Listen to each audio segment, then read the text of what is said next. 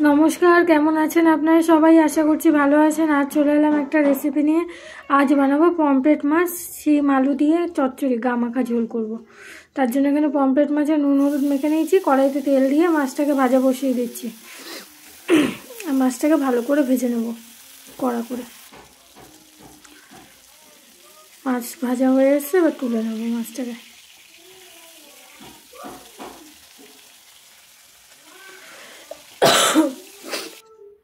এই তেলের উপর দিচ্ছি কালো জিরে ফোড়ন, দিয়ে দিচ্ছি পেঁয়াজ কুচি, দিয়ে পেঁয়াজটাকে একটু নেড়ে চেড়ে নেব।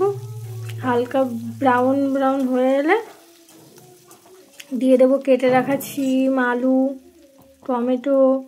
প্রথমে আলুটাকে দিয়ে একটু ভেজে নেব। আর খেতে এত দুর্দান্ত হয়েছিল ভাষায় বোঝানো যাবে না বলে।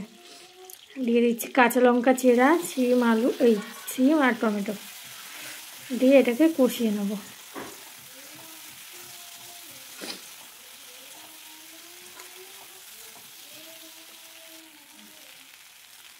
আর এইভাবে কিন্তু পমফ্রেট মাছের শিম আলু দিয়ে, এখন নতুন শিম উঠেছে, খেতে কিন্তু খুব ভালো লাগছে। আর দিয়ে দিলাম ভাজতে ভাজতে দিয়ে দিলাম লবণ হলুদ জিরে গুঁড়ো লঙ্কার গুঁড়ো দিয়ে আর একটু ভেজে নেব।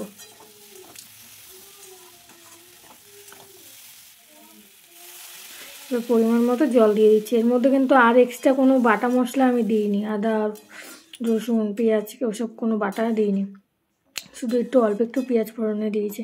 আর ঝোলটা ফুটে আসছে, মাছগুলোকে দিয়ে দেবো,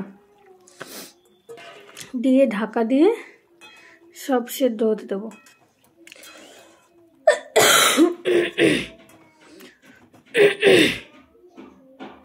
গ্যাসটাকে লো টু মিডিয়ামে রেখে ফুটিয়ে নিয়েছি।